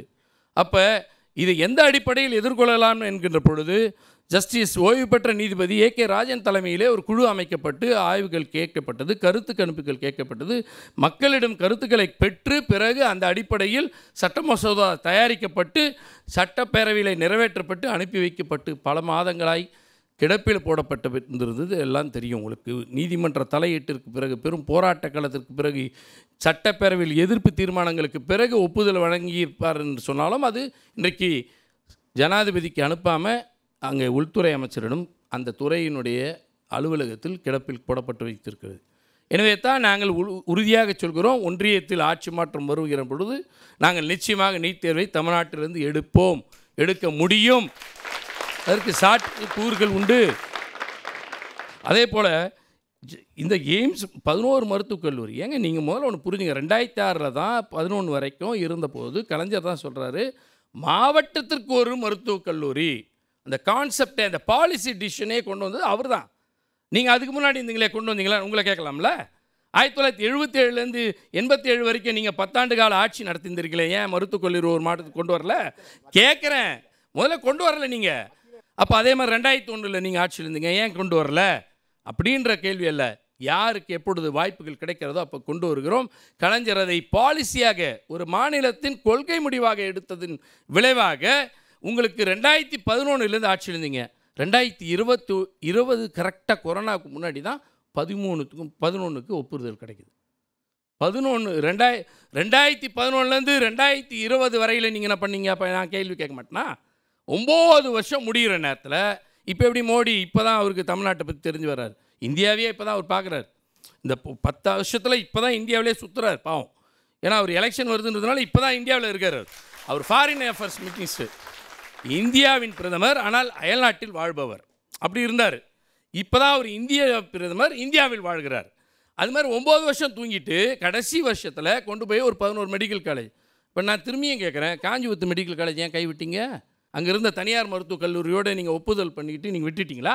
நான் கேட்க மாட்டேனா? ஏன்னா நீங்கள் அனுப்புனீங்க, அதை எங்களுக்கு தெரியும், பட்டியலில் வந்தது. ஆனால் அந்த ஒரு காஞ்சிபுரத்துக்கு மட்டும் ஒரு மருத்துவக் கல்லூரி வரலையே, அப்போ தப்பு தானே? ஏன்னா கிடைத்ததை வரைக்கும் பெருமையாக சொல்கிறீர்களே, விட்டதை பெருமையாக சொல்ல முடியுமா? ஆக நீங்கள் செய்திருக்கக்கூடிய விஷயங்கள் இப்படி. எய்ம்ஸ் மருத்துவமனைக்கு கல்லை கொடுக்குறாரு அவர், கல்லை வாங்குறார் இவர், பக்கத்தில் இருந்தவர் இவர், எல்லாம் அப்படியே மகிழ்ச்சியாக பூரிப்பில் கல்லை விட பல்லு பெருசாக தெரிஞ்சுதுன்ற அளவுக்கு மகிழ்ச்சியை காமிச்சார். இன்னைக்கு கேட்டால் அது திமுகவுக்கும் பாஜகவுக்கும் சம்மந்தப்பட்டது, அது அவங்க பேசிப்பாங்கன்றீங்களே, தமிழ்நாட்டுக்கு சம்மந்தப்பட்டது இல்லையா? நீங்கள் ஆட்சி பொறுப்பில் இருந்தீங்களே, எங்கே அமைக்கணும்னு பிரச்சனை வந்தது. புதுக்கோட்டையில் இருக்கக்கூடிய அன்றைக்கு சுகாதாரத்துறை அமைச்சர் எங்களுக்கு வேணும்னு கேட்க, மதுரையில் எங்களுக்கு வேணும்னு அந்த மாவட்டத்துக்கு அவங்க கேட்ட இடம் வேணும்னு சொல்லி இடத்த கண்டுபிடிச்சி கொடுத்தா, கடைசியாக 5 வருஷமும் கட்டாமல் ஒரே செங்கல் வச்சுட்டு இருக்காங்களே நாங்கள் கேட்டோம். ஆனால் நீங்கள் கேட்க மறுக்கிறீர்கள். எனவே தான் இந்த கேள்விகள். ஆனால் ஒன்றை திரு ஸ்ரீகாந்த் அவர்களோடு வைக்க கடமைப்பட்டிருக்கிறேன். எப்பேற்பட்டவருடைய பேருன்னு தெரியுமா? இந்த மண்ணின் தமிழ் உணர்வை ஊட்டிய பெரும் தகையார் முத்தமிழ் காவலர் கே. அவருடைய பேரன் அவர்கள். இவர்கள் கொண்டு வந்த இந்து எதிர்ப்பு போராட்டத்தை இன்றைக்கு அது தேவையற்ற போராட்டம் என்று சொல்கிறாரே, எனக்கு மிகுந்த வருத்தமாக இருக்கிறது. ஏன் என்று சொன்னால் தேவையற்றது என்று சொல்ல முடியாது. அவன் மனிதனுடைய அடையாளம், அவனுடைய பெருமைகள். ஒரு தாய்மொழி தான் அவனுடைய அடையாளமாக இருக்கிறது. முதல்ல நாங்கள் சொல்கிறது, இந்தியை எதிர்ப்பது மட்டுமல்ல, எந்த மொழி மீதும் இன்னொரு மொழி திணிக்கப்படக்கூடாது. முதல் விஷயம், எங்கள் தமிழ் மொழிக்காக உயிர் நீத்த தியாகிகள் தமிழ் மொழிக்காக மட்டும் நீக்கவில்லை, இந்தியாவில் உள்ள அத்தனை தாய்மொழிகளும் காப்பதற்காக உயிர் நீத்திருக்கிறார்கள். ஆனால் நீங்கள் பெருமையாக பேசுகிறார் சொல்றீங்க. மோடி அவர்கள் தமிழை பெருமையாக சொல்கிறார், திருக்குறளை உலகமெங்கும் எடுத்து சொல்கிறார். இந்தியாவின் தேசிய நூலாக திருக்குறளை அறிவிக்க நாளை அறிவிப்பாரா என்று கேட்டுக்கொள்கிறேன். நாளை அறிவிக்க சொல்லுங்களேன் பார்க்கலாம். ஆதரிச்சிருவீங்களா? எதுக்கு அறிவிக்க சொல்லுங்க தான் நான் கேட்குறேன். அறிவிக்க சொல்லுங்க பார்க்கலாம். அறிவிக்க மாட்டாங்க. நான் தான் தமிழுக்கு 74 கோடி, இல்லாத சமஸ்கிருதத்துக்கு 1744 கோடி. அடேங்கப்பா, இப்படி எல்லா வகையிலும் உரிமைகளை பறிக்கக்கூடிய பாஜக அரசு இனியும் தமிழ்நாட்டிற்கு மட்டுமல்ல இந்தியாவிற்கே தேவையில்லை என்ற நிலைப்பாடு இன்றைக்கு வந்திருக்கிறது. இந்திய சுதந்திரம் காப்பாற்றப்பட வேண்டும், இந்திய விடுதலை ஜனநாயகம் காப்பாற்றப்பட வேண்டும், அரசியலமைப்பு சட்டத்தின் வழங்கப்பட்டிருக்க உரிமைகள் காக்கப்பட வேண்டும் என்று சொன்னால் அதற்கு இந்தியா கூட்டணி வென்றே ஆக வேண்டும் என்ற கட்டாயம் வந்திருக்கிறது. இது இரண்டாவது விடுதலை போர்க்களம். எனவே இந்த தேர்தல் அல்ல, இது இரண்டாவது விடுதலை போர்க்களம். இதில் இந்தியா கூட்டணி கண்டிப்பாக வெற்றி பெற்றே தீரும் என்றது எங்களுக்கு நம்பிக்கை இருக்கிறது. கழகத்தின் தலைவர், எங்களுடைய தலைவருடைய தலைமையிலான இந்த கூட்டணியில் உள்ள அத்தனை வேட்பாளர்களையும் வெற்றி பெற செய்ய வேண்டும் என்று அன்போடு கேட்டுக்கொள்கிறேன். நன்றி, வணக்கம். நன்றி திரு எழிலரசன் அவர்களே. ஸோ முதற்கட்ட கருத்துக்களை எல்லாரும் முன் வச்சிருக்கிறாங்க. நிறைய குற்றச்சாட்டுகள் எல்லா பக்கமும் வீசப்பட்டிருக்கிறது அப்படிங்கிறத பார்க்குறோம். ஏற்கனவே வைக்கப்பட்ட குற்றச்சாட்டுகளுக்கு மட்டும் பதில் கொடுக்கணும், வேற புது குற்றச்சாட்டுகள் வேண்டான்னு அன்போடு கேட்டுக்கொண்டு இரண்டாவது சுற்றுல முதலாவதாக திரு கார்த்தி அவர்கள் பேசுகிறார். ஆனால் இன்பத்தில் சொன்னாங்க, இந்த மாதிரி கூட்டணிக்கெல்லாம் அழைப்பு கொடுத்தாங்க. தன் வாழ்வில் சமரசங்கிற ஒன்று செய்யாத சத்திய தலைவனின் பிள்ளைகள் நாங்கள். அதனால் அதுக்கு வாய்ப்பு இல்லை. திடீர்னு இன்றைக்கி ஐயா எடப்பாடி வந்து புரட்சி தமிழராக மாறிட்டாங்க. தூத்துக்குடியில் 15 பேர் படுகொலை செய்யப்பட்டப்போ ஐயா எங்கே இருந்தாங்க? கொன்னது யார் கேட்டால் என்ன சொல்கிறாங்க? நாங்கள் தொலைக்காட்சியை பார்த்து தெரிஞ்சுக்கிட்டோங்கிறாரு. மே 22 துப்பாக்கி சூடு, அதை தொலைக்காட்சியை பார்த்து தெரிஞ்சுக்கிட்டீங்க. மே 23 துப்பாக்கி சூடு நடத்தப்பட்டுச்சு. மே 24 நடத்தப்பட்டுச்சு. 3 நாள் தொலைக்காட்சி முடிய ஐயா உட்காந்தாங்களா? அது அப்பட்டமாக ஐயா எடப்பாடி பழனிசாமி நிகழ்த்திய படுகொலை. எங்களை பொறுத்தவரைக்கும் திமுக அதிமுக 2 கட்சியுமே பெருந்தலைவர் காமராஜ் சொன்னது போல் ஒரே குட்டையில் ஊர்னா மட்டை தான். அதனால் நாங்கள் கொஞ்சம் குறைவாக அடிப்பது போல் உங்களுக்கு தோணுது. நீங்கள் கொள்கை கோட்பாடுன்னு வேஷம் போடாதனால உங்கள் அடி குறைவாக விழுது. கொள்கை கோட்பாடுன்னு பேசுனீங்கன்னா அடி இன்னும் விரியமாக விழும். மற்றபடி அதிமுக நிர்வாகத்தையாக அடிக்கிறோம், கொள்கை கோட்பாடுன்னு அடிக்க முடியல. ஏன்னா கொள்கை கோட்பாடு அவங்க பேசுகிறதே கிடையாது. இப்போ இந்த பக்கம் என்னென்னா, பாரதிய ஜனதா அண்ணன் சொன்னாங்க, தமிழை பற்றிலாம் சொன்னாங்க. இன்றைக்கு வரைக்கும் மாணவர்கள் போராட வேண்டிய நிலைமை இருக்குது. உயர்நீதிமன்றத்தில் வந்து தமிழை வழக்காடு மொழியாக்குங்க அப்படின்னு ஐயா மோடிக்கிட்டே வர்றாங்களா? ஐயா கிட்ட சொல்லி தமிழை வந்து உயர்நீதிமன்றத்தில் வழக்காடு மொழியாக மாற்றுங்களேன், வரவேற்கிறோம். எத்தனை பேர் நினைவுக்குன்னு தெரியல. 2019 தேர்தல் நெருக்கத்தில் ஐயா மோடி சொன்னாங்க, என்னை வந்து பிரதமர்னு சொல்லாதீங்க, என்னை வந்து காவலாளின்னு சொல்லுங்கள், ஜவுகிதார்னு சொல்லுங்க. நாங்கள் எல்லா பாஜகவை சேர்ந்த நிர்வாகிகளும் பேருக்கு படி ஜவுகிதார்னு போட்டுக்கிட்டாங்க. இப்போ யாராவது ஜவுகிதாருங்கிற வார்த்தையை பயன்படுத்தாங்களா?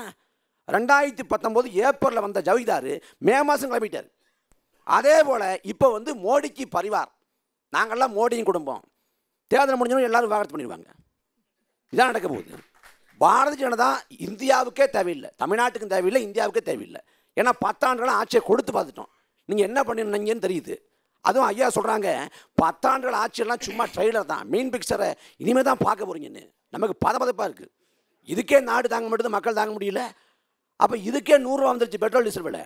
அப்போ 1000 ரூபாய் கொண்டு தான் எடுத்து வர போல இருக்குது. அப்போ பாரதிய ஜனதா தமிழ்நாட்டுக்கு தேவையில்லை, தமிழ்நாட்டில் பாஜகவை மக்கள் ஆதரிக்கவும் இல்லை. ஏன்னா 25 ஆண்டுகளாக குஜராத்தை வந்து பாரதிய ஜனதா ஆளுது, 7வது முறையாக. அந்த 25 ஆண்டுகளாக ஆளக்கூடிய குஜராத்தில் கூட பாஜகவுக்கு இந்த அளவுக்கு எதிர்ப்பல இல்லை. ஆனால் தமிழ்நாட்டில் இருக்குது. அதுக்கு உதாரணம் 2021 அதிமுக கூட்டணியில் அங்க வைச்ச பாஜகவின் சட்டமன்ற வேட்பாளர்கள் பரப்புரையும் போது மோடி படத்தை அமித்ஷா படத்தை போடாமல் எம்ஜிஆர் படத்தை ஜெயலலிதா படத்தை போட்டு போனாங்க. ஏன்னா சொந்த கட்சி வேட்பாளரை புறக்கணிக்க போகிறார் ஐயா மோடி. ஏன்னா தமிழ்நாட்டில் பாஜகவுக்கு அதுதான் நிலைமை. ஏன்னா அவங்க வைக்கக்கூடிய மத வெறுப்புக்கான எதிர்வினை. அப்புறம் திமுக மாநில உரிமையில இன்னைக்கு பேசுது. நான் கேட்குறேன், இதை பேசையே இவ்வளவு ஆண்டு காலம்? 1949 தொடங்கப்பட்ட இயக்கம் திமுக. இந்தியாவில் எண்ணற்ற மாநில கட்சி இருக்கலாம், ஆனால் எந்த மாநில கட்சியும் கிடைக்காத பெருவாய்ப்பு திமுக கிடைச்சிச்சு. மத்திய அமைச்சரவையில் 18 ஆண்டு அங்க வைச்ச கட்சி திமுக. பிபி சிங், தேவகவுடா, ஐக்கிய குஜரால், வாஜ்பாய், மன்மோகன் சிங் 5 பிரதமர் கீழே மத்திய அமைச்சரவையில் திமுக அங்க வச்சு 18 ஆண்டு மத்திய அமைச்சரவையில். அந்த காலகட்டத்தில் மாநில உரிமை பேசக்கூடிய நீங்கள் கல்வியை மாநில பட்டியலில் கொண்டு வாங்கன்னா கொண்டு வந்திருப்பாங்க, காவிரி உரிமையை பெற்றுக் கொடுங்கன்னா பெற்றுக் கொடுத்துருப்பாங்க, முல்லை பெரியாறு நீர்மட்டத்தை 152 அடியாக உயர்த்துங்கன்னா உயர்த்தி கொடுத்துருப்பாங்க, 351ங்கிற சட்டப்பிரிவு வந்து இந்தியை திணிக்குது அதை நீக்குங்கன்னு நீக்கியிருப்பாங்க, ஆளுநரோட அதிகாரத்தை குறைச்சிருப்பாங்க, இல்லை ஆளுநர் மசோதாவுக்கு ஒப்புதலுக்கான காலக்கெடுவை நிர்மாணம் பண்ணியிருப்பாங்க, இல்லை ஆளுநர் பதவியை நீக்கி விடுங்க கேட்டிருந்தா செஞ்சு கொடுத்துருப்பாங்க. அந்த 18 ஆண்டுகள் மத்திய அமைச்சரவையில் செய்யாமல் இன்னைக்கு மறுபடியும் வந்து அதே பழைய பழவியை பாருங்க, நான் மாநில உரிமை மீட் பண்ணு. இது எல்லாமே லாவணி சண்டை. நாட்டு மக்கள் உணர்ந்துக்கிறோன்னு தெரிஞ்சுக்கிறோம். ஏழை எளிய பிள்ளைகள், பஞ்ச பாரம்பரிய பிள்ளைகள் ஒரு மாற்றத்துக்காக வந்து நிற்கிறோம். வரலாற்று வாய்ப்பு நாம் தமிழர் கட்சி ஒளி வாங்கி தவற விட்டுறாதீங்க. நன்றி திரு கார்த்தி அவர்களே. இரண்டாவது சுற்றுல பாரதிய ஜனதா கட்சியின் சார்பாக திரு ஸ்ரீகாந்த் கருணேஷ் அவர்களே பேசுகிறார். முதல்ல அதிமுகவில் வந்து நிறைய குற்றச்சாட்டுகள் சொன்னாங்க. நாங்கள் தொடக்கத்துலேருந்தே எப்போ எங்களுக்குள்ள ஒரு அந்த பிரிவு வந்ததுலேருந்தே பாரதிய ஜனதா கட்சி இந்த இதுக்கெல்லாம் கொடுத்த ஒரே வலிமையான பதில் வந்து எங்கள் மௌனம் தான். ஏன்னா நாங்கள் வந்து இது வரைக்கும் அந்த கட்சி ஏன் பிரிஞ்சிங்க, எதுக்காக பிரிஞ்சிங்க, இருக்கீங்களா இல்லையா கூட்டணியில், அத்தனையும் எங்கள் தொலைக்காட்சி விடயத்துலேருந்து எங்கள் தலைவர்கள் பேசினதுலேருந்து நாங்கள் மௌனம் தான் கொடுத்தோம் அவங்களுக்கு பதில். நாளைக்கு தேவைப்படும்ல. நான் ஒரே ஒரு கேள்விக்கு அவங்க பதில் சொல்லிவிட்டு அவங்க தேர்தலை சந்திக்கலாம். இப்போ திமுக வந்து இந்தி கூட்டணியிலேருந்து அவங்க யார் பிரதமர், இந்தி கூட்டணியில் ஒருத்தர் பிரதமராக எடுக்கிறாங்க. நாங்கள் மோடி தான் பிரதமருங்கிறோம். அவங்க யார் பிரதமர்னு வரப்போகிறாங்க? இதுக்கு தானே தேர்தல். இதுலேயே உங்களால் நான் கேட்குறேன், முதல்ல உங்கள் கட்சியில் நீங்கள் உங்கள் தலைவர் யாருன்னே முடிவு செய்கிறதுக்கு உங்களுக்கு இவ்வளோ வருஷம் ஆச்சு. இனிமேல் நீங்கள் பிரதமர் யாருன்னு எப்படி முடிவெடுக்க போகிறீங்க? உங்கள் கட்சிக்குள்ளேயே உங்கள் தலைவரை முடிவு செய்கிறதுக்கு இவ்வளோ மோதல் தேவைப்படுது. நீங்கள் எப்படி முடிவெடுக்க போகிறீங்க? அதனால் அதிமுகவை நாங்கள் வந்து களத்திலேயே எடுத்துக்கல எங்கள் கூட. அடுத்ததாக நாம் தமிழருக்கு சொல்லணும்னு நினைக்கிறது வந்து அவங்க தமிழ் தேசியம் அதிகமாக பேசுவாங்க. எங்களுக்கு அவங்களுக்கு பெரிய வித்தியாசம் இல்லை. நாங்கள் தேசிய தமிழ் பேசுகிறோம், அவ்வளோதான் வித்தியாசம். நாங்கள் வந்து அவங்களுக்கு பெரிய மாறுதல் இல்லை எங்களுக்குள்ள. ஒரே ஒரு விஷயம் நான் அவங்களுக்கு சொல்லணும். அவங்களுக்கு என்னென்னா, 7வது முறையாக குஜராத்தில் வந்துச்சு, அங்கே இல்லாத எதிர்ப்பு இங்கே இருக்குன்னாங்க. இதுதான் பிரச்சனையே. ஒரு மனிதன் 7வது முறையாக தேர்ந்தெடுக்கப்படுறார், மக்கள் ஆதரிக்கிறாங்க. அங்கே இஸ்லாமியர்கள் அதிகம், அவங்கெல்லாம் ஆதரிக்கிறாங்க. ஆனால் நீங்கள் ஆதரிக்கலைன்னா அப்போ எங்கே பிரச்சனைன்னு யோசிச்சு பாருங்கள். நீங்கள் உங்கள் கண்ணை மறைச்சிருக்க உங்கள் திரையை அகற்றி உண்மை என்னன்னு உணரத் தொடங்குனீங்கன்னா 10 முறை நீங்களும் தேர்ந்தெடுப்பீங்க. அதுதான் உண்மை. அந்த உண்மையை சொன்னதுக்காக நன்றி. அடுத்து திமுகவுக்கு நான் சரியாக சொல்லியே ஆகணும். நான் கேட்குறேன், திமுக வந்து எப்போவுமே எதிர்மறை அரசியல். நீங்கள் நல்லா பார்த்துக்கோங்க. ஜல்லிக்கட்டு எடுத்துக்கோங்க, நீட் எடுத்துக்கோங்க, ஸ்டெர்லைட் எடுத்துக்கோங்க, மீத்தேன் எடுத்துக்கோங்க. இது எல்லாமே அவங்க தான் கொண்டு வந்தாங்க. கச்சத்தீவு எடுத்துக்கோங்க, அவங்க தான் கொண்டு வந்தாங்க. அவங்க தான் தார பார்த்தாங்க. எல்லா காரணமே அவங்க தான். மீத்தேனில் கையெழுத்து போட்டது ஸ்டாலின் அவர்கள். அதே மாதிரி ஸ்டெர்லைட்டை கொண்டாந்தது ஸ்டாலின் அவர்கள். அவங்க தான் கொண்டாந்தாங்க. இதெல்லாம் யார் எதிர்த்தா? அவங்க தான் எதிர்த்தாங்க. மக்கள்லாம் லூசுங்களா, முட்டாளுங்களா? நீங்களே கொண்டாடுவீங்க, நீங்களே கையெழுத்து போடுவீங்க, நீங்களே ஜல்லிக்கட்டை தடை பண்ணுவீங்க, நீங்களே எதிர்ப்பீங்களா? அவர் சொல்கிறார், நாங்கள் தீர்மானம் நிறைவேற்றி அனுப்பிச்சோம், அனுமதி வாங்கிட்டு வந்தோம். அங்கே மறைச்சிட்டாங்க. தீர்மானம் நிறைவேற்றி அனுப்பிச்சா நீங்களும் தான் இங்கேருந்து அனுப்புறீங்க. ஏராளமான தீர்மானம் எல்லாமே நிறைவேறி வந்துடுதா? ஏன் ஜல்லிக்கட்டு கொடுத்தவர் மோடி, ஜல்லிக்கட்டுக்கான அனுமதி கொடுத்தவர் மோடி. அதையே மறைக்கிறீங்க. நீங்கள் தீர்மானம் அனுப்பிச்சதுனால வரலை. நீட்டை எதுக்குறீங்க? நல்லா யோசிச்சு பாருங்கள். திமுக வந்து எப்போயுமே மக்கள் அப்படி மெஸ்மரைஸ் பண்ணி வச்சுருப்பாங்க, யோசிக்கவே விட மாட்டாங்க. அது காரணம் என்ன? யோசிச்சு பாருங்கள். மகளிருக்கு ஒரு உரிமை தொகை கொடுத்தாங்களா இல்லையா? ஆமாம். எப்படி கொடுத்தாங்க? தகுதி இருக்கிற பொம்பளைக்கு மட்டும்தான். பொம்பளைக்கு எதுக்குங்க தகுதி? பொம்பளையாக இருந்தாலே தகுதி தானே. அது எதுக்கு மகளிருக்கு ஒரு தகுதி? அப்போ ஒரு பொம்பளையாக இருக்கிறதுக்கு தகுதி வேணுமா, மருத்துவராக இருக்கிறதுக்கு தகுதி வேண்டாமா? இதை யாராவது ஏற்றுக்குவாங்களா? உயிர் காக்கும் மருத்துவனுக்கு தகுதி தேர்வு வேண்டாம்ங்கிறவங்க பொம்பளையாக இருக்கிறதுக்கு தகுதி வேணுங்கிறாங்க. இன்னைக்கு 1.5 கோடி பெண்களுக்கு கொடுக்கப்படல உரிமை தொகை. இதுக்கு எல்லாரும் கை தட்டணும். உங்களுக்கும் சேர்த்தான் பேசுகிறேன். திமுகவில் இருக்கவங்களுக்கு யோசிங்கிறேன். யோசிக்க ஆரம்பிச்சிட்டிங்கன்னா உங்களுக்கு பித்தலாட்டம்லாம் புரிய ஆரம்பிச்சிடும். மொழிப்போர் தியாகிகள் எத்தனை பேர் உயிர் நீத்தாங்க. அதை கிண்டல் பண்ணுறாரு முத்தமிழ் காவலர் பேர் என்னாரு. உங்கள் சமூக நீதியில் மொழிப்போர் தியாகிக்கு எம்எல்ஏ சீட்டு கொடுத்தீங்களா? மந்திரி பதவி கொடுத்தீங்களா? பதவியில் உட்கார வச்சிங்களா? திமுகவில் மொழிப்போர் தியாகிக்கு புள்ளையை தானே உட்கார வைக்கிறீங்க, பேரன் தானே உட்கார வைக்கிறீங்க. இல்லை நான் எங்கே கேட்குறேன், மொழிப்போர் தியாகியில் யாருக்கு நீங்கள் பதவி கொடுத்தீங்க? சனாதனம் எதிர்க்கிறேன். ஏன் எதிர்க்கிற? உதயநிதியை கேட்குறாங்க. சொல்கிறார் அவர் என்னன்னா, ஒருவன் பிறப்பால் உயர்ந்தவன் ஆக முடியாது. நீ எப்படி வந்த? பிறப்பால் தானே நீ உயர்ந்தவனான. எப்படி உயர்ந்தவனாக முடிஞ்சது? எப்படி உங்களுக்கு மந்திரி பதவி கொடுத்தாங்க? எப்படி எம்எல்ஏ பதவி கொடுத்தாங்க? பிறப்பால் உயர்ந்தவன்கிறதுனால தானே. அப்போ எங்கே சமூக நீதி வாழுது? ஒரு சாமானியனை திமுகவின் தலைவராகவோ முதல்வராகவோ ஆக்க முடியுமா? முடியும்னு சொல்லுங்க. இப்போ சொல்லுங்க முடியும். உங்கள் சமூக நீதிக்கு நான் தலை வணங்குறேன். யாரையும் ஏமாத்தாதீங்க, மக்களை முட்டாளாக்காதீர்கள். அதனால் மக்கள் அனைவரும் தெளிவாக சிந்தித்து, வரப்போகிறது நாடாளுமன்ற தேர்தல், பிரதமர் யாருன்னு முடிவு பண்ணுற தேர்தல். நீங்கள் தாமரையை தேர்ந்தெடுத்தீர்கள் என்றால் நீங்கள் ஒரு அமைச்சரை தேர்ந்தெடுக்கிறீர்கள். அவர் உங்களுடைய பகுதியை மிகப்பெரிய ஒரு வளர்ச்சி பிரதேசமாக மாற்றுவார் என்ற ஒரு வாக்குறுதியை உங்களுக்கு கொடுத்து, தாமரைக்கு அனைவரும் வாக்களிக்க வேண்டும், மோடி அவர்களை வெற்றி பெற செய்ய வேண்டும், தமிழகத்தில் தாமரையை மலர் செய்ய வேண்டும் என்ற வேண்டுகோளோடு உரையை நிறைவு செய்கிறேன். நன்றி. நன்றி திரு ஸ்ரீகாந்த் கருணேஷ் அவர்களே. நிறைவான வாய்ப்பாக அண்ணா திராவிட முன்னேற்ற கழகத்தின் சார்பில் திரு இன்பதுரை அவர்களை பேச அன்போடு அழைக்கிறேன். ஒரு விஷயம் தெளிவாயிடுச்சு. நீட் தேர்வு உண்டு என்று பாரதிய ஜனதா சொல்லிடுச்சு. தேர்தல் அறிக்கையில் சொல்லாட்டும் நீட் தேர்வு இருக்கணும் அப்படிங்கிறது ஒரு அந்த நீட் தேர்வு காங்கிரஸை வற்புறுத்தி தமிழ்நாட்டுக்கு நீட் தேர்வு இல்லை என்று சுத்தியில் அடித்த மாதிரி எழுதுகிற வல்லமை, கேட்டு பெறுகிற வல்லமை இவங்களுக்கும் இல்லை. ஆனால் சரி, நீட் தேர்வு ஐயோ அப்படின்னு கூப்பாடு போடாமல் அது எப்படி, அதனால் வர தீமை எப்படி வெல்வது என்பதை அறிந்து 7.5 இடஒதுக்கீடு சட்டம் என்று ஒன்றை கொண்டு வந்தவர். இதாங்க உரிமை. அதனால தான் அதிமுகவுக்கு வாக்களிக்கணும்னு சொல்கிறோம். நீங்கள் குற்றச்சாட்டு பேசிக்கிட்டு இருக்கிறதுல அர்த்தம் இல்லை.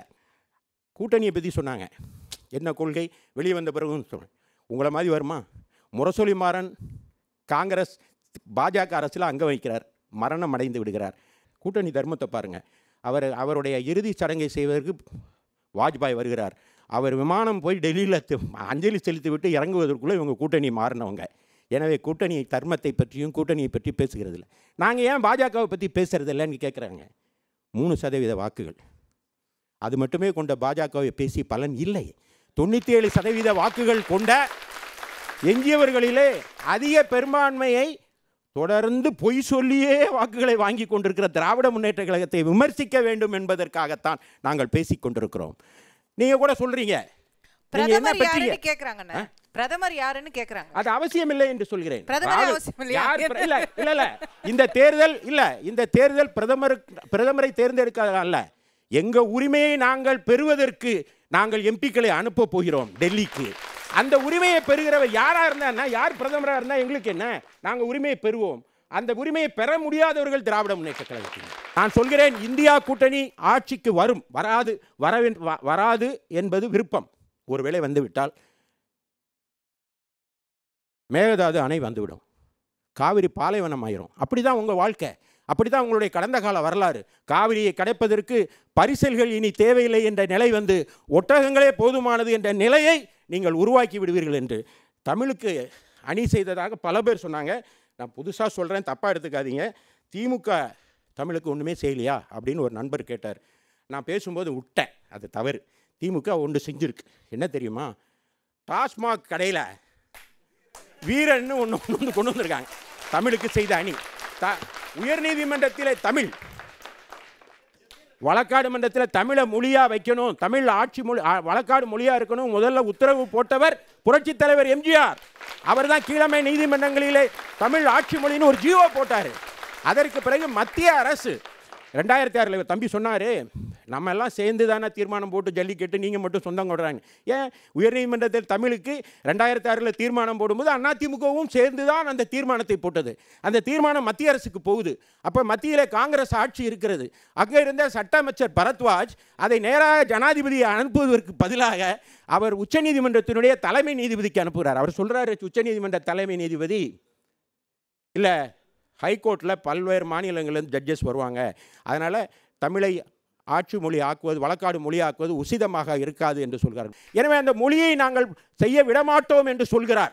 அதை தட்டி கேட்க வேண்டியவர்கள் பரத்வாஜ் ஏன் அனுப்பினார் என்று கேட்க முதுகெலும் இல்லாத திராவிட முன்னேற்ற கழகம். எனவே இன்னா 40 இருக்கிற இந்த நாடாளுமன்ற தொகுதிகளை இனிவை 40 மாற்ற வேண்டுமானால் அனைத்து இந்திய அண்ணா திராவிட முன்னேற்ற கழகத்தினுடைய கூட்டணிக்கு வாக்களியுங்கள். பச்சை தமிழர் தம்பி சொன்னார், தமிழர் என்ற தகுதி ஒருவருக்கு தான் இருக்கிறது, அது அண்ணன் எடப்பாடியார். அந்த எடப்பாடியார் இன்னைக்கு தாலிக்கு தங்கம் திட்டத்தை நிறுத்தி இருக்கிறார்கள். 55,000 ரூபா தாலிக்கு தங்கம், 55,000 அண்ணன் தருவானா? தாய் தகப்பன் தருவாங்களா? ஆனால் தந்த ஒரே அரசாங்கம் அம்மாவுடைய அரசாங்கம், அண்ணன் எடப்பாடியாருடைய அரசாங்கம். அந்த தங்க விலை உயர்வுக்கு யார் மத்திய மாநில அரசுகள் காரணமா இல்லையா? எனவே இதையெல்லாம் மாற்ற வேண்டும் என்றால் ஒரே மருந்து, பச்சிலை மருந்து, இரட்டை இலை, இரட்டை இலை, இரட்டை இலை. எனவே அனைத்து இந்திய அண்ணா திராவிட முன்னேற்ற கழகத்திற்கு வாக்களியுங்கள் என்று கேட்டு விடைபெறுகிறேன். நன்றி, வணக்கம்.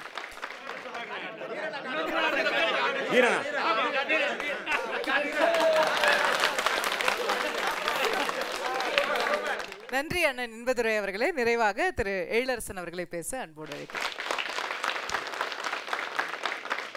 நீங்கள் சொல்கிறீங்க மொழிப்போர் காவலர்களுக்கெல்லாம் என்ன பண்ணாங்கன்னு. உங்களுக்கு நாங்கள் சீட் தர்றேன்னு நீங்கள் விருப்பப்பட்டு தான் உங்களுக்கு கொடுத்துருப்பாங்க.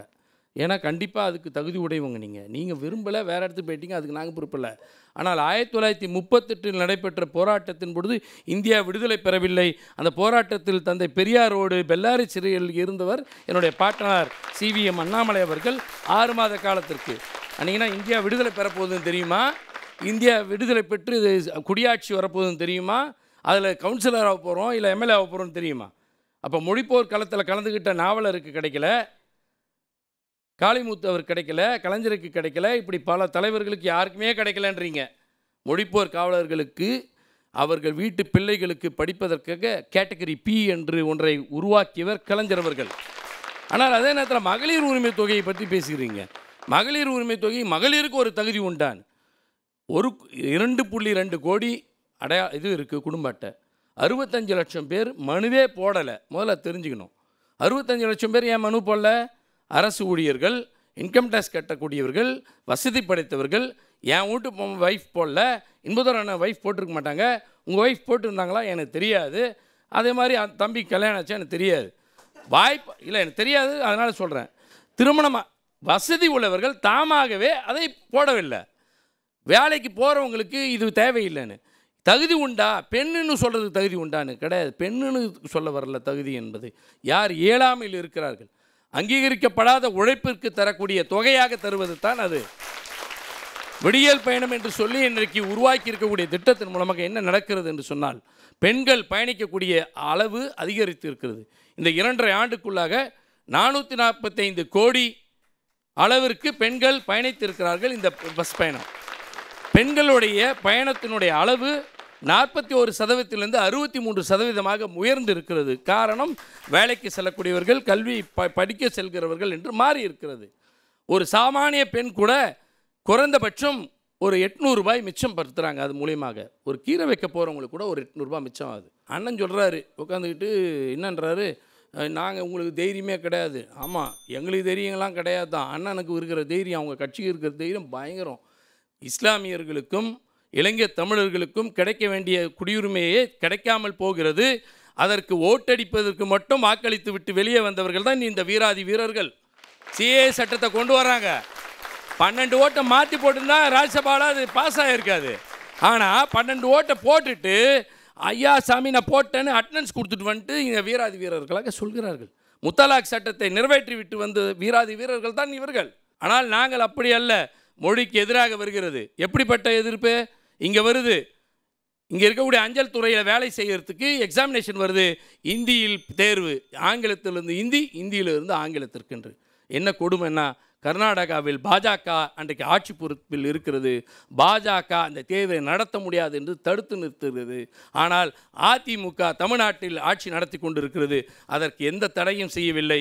நீதிமன்றம் சென்று தடை வாங்கியவன் இந்த எழிலரசன் மாணவரணி செயலாளர் மூலமாக. உங்கள் ஆட்சியில் தான் அது அன்றைக்கி நடந்தது. தம்பி சொன்னார், மாநில கல்வி உரிமையை பெற்றிருக்கலாம், மாநில உரிமைகளை எல்லாம் நீங்கள் பெற்றிருக்கலாமே, அப்பொழுது விட்டு விட்டிருக்கல என்று கேட்டார். நியாயமானது, நான் எதையும் மறுக்கவில்லை. ஆனால் ஒரு சட்ட திருத்தங்களை கொண்டு வருவதற்கான 3/2 பங்கு தேவைப்படுகிறது. அந்த அளவுக்கு ஸ்ட்ரென்த்து அன்னைக்கு காலகட்டங்களில் நாங்கள் கூட்டணி ஆட்சிகளில் இருந்த பொழுது அது இல்லாததனால்தான் இது போன்ற விஷயங்கள்.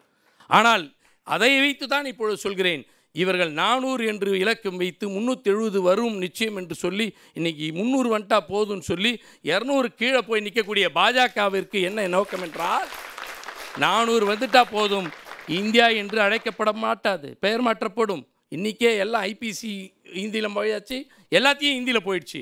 அப்போ இந்தியா என்பது இந்துஸ்தானாக மாறும், இந்துத்துவாக மாறும். அவர்கள் புதிய அரசியலமைப்பு சட்டத்தையே உருவாக்கி காட்டுவதற்கு முயற்சிக்கிறார்கள். அதனால்தான் 400 வேண்டும் என்று கருதுகிறார்கள். நாங்கள் இப்பொழுது சொல்வது, இந்தியா கூட்டணி பெரும்பான்மையாக பெறுகிற நேரத்தில் கண்டிப்பாக நீங்கள் குறிப்பிட்டதைப் போல நம்மளுடைய மாநிலத்தினுடைய உரிமைகள் அத்தனையும் பெற்றுத்தர முடியும் என்பதை உறுதியாக சொல்கிறேன். அதற்காகத்தான் உதயசூரியனுக்கு வாக்கு கேட்டு நாங்கள் தமிழ்நாடு முழுவதும் வலம் வருகிறோம். தமிழ்நாட்டில் அந்த எழுச்சி தொடங்கிவிட்டது. உறுதி, 40 நமதே, நாடும் நமதே என்று சொல்லி வாய்ப்புக்கு நன்றி கூறி விடைபெறுகிறேன். வணக்கம். நன்றி திரு எழிலரசன் அவர்களே. மேடையில் அருமையாக பேசிய 4வருக்குமே நன்றி.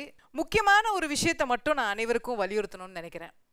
நீங்கள் திமுகவுக்கு ஓட்டு போடுங்க, இல்லை அண்ணா திமுகவுக்கு ஓட்டு போடுங்க, இல்லை பாஜகவுக்கு ஓட்டு போடுங்க, இல்லை நாம் தமிழருக்கு ஓட்டு போடுங்க, இல்லை இந்த 4 பேரும் இல்லாமல் புதுசாக தேடி கண்டுபிடிச்சி நீங்கள் என் தொகுதியில் நிற்கிற ஒரு நல்லவன் இருக்கா, நான் அவனுக்கு ஓட்டு போடுறேன்னு ஓட்டு போடுங்க. ஆக மொத்தம் ஓட்டு போடுங்க. ரொம்ப ரொம்ப முக்கியமான ஒரு விஷயம் அது.